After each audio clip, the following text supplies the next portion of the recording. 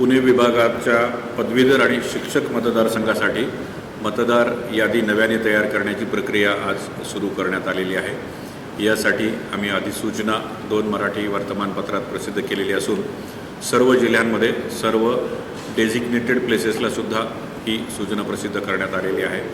आमच्या सर्व जिल्हाधिकारी यामध्ये माझ्यासोबत सहाय्यक मतदार नोंदणी अधिकारी म्हणून काम करत आहेत। त्याचबरोबर सर्व प्रांताधिकारी सुद्धा सहाय्यक मतदार नोंदणी अधिकारी आहेत आणि यासोबतच पदनिर्देशित अधिकारी मोठ्या संख्येने यावेळी आपण नेमलेले आहेत, जेणेकरून सर्व पात्र पदवीधर आणि शिक्षक मतदारांना अर्ज दाखल करणं सोपं व्हावं। यामध्ये नमुना 18 मध्ये पदवीधरसाठी आणि नमुना 19 मध्ये शिक्षक मतदारसंघासाठी अर्ज करायचा आहे।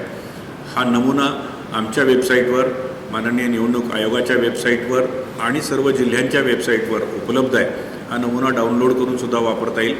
प्रिंटेड फॉर्म्स सर्व डेझिग्नेटेड प्लेसेसला उपलब्ध करून देण्यात येत आहेत आणि आजपासून फॉर्म हे नमुना 18 आणि 19 मधले स्वीकारण्यात येत आहे। यासाठी ही जी नोंदणी आहे, ही नोंदणी आपल्याला 18 आणि 19 या नमुन्याच्या अर्जामध्ये 6 नोव्हेंबरपर्यंत अर्ज करता येतील। त्यामुळं जास्तीत जास्त संख्येने सर्व पात्र पदवीधर आणि शिक्षक मतदारांनी ही नोंदणी करावी, कारण ही नोंदणी नव्याने करण्यात येत आहे। दिस इज डी नोवो।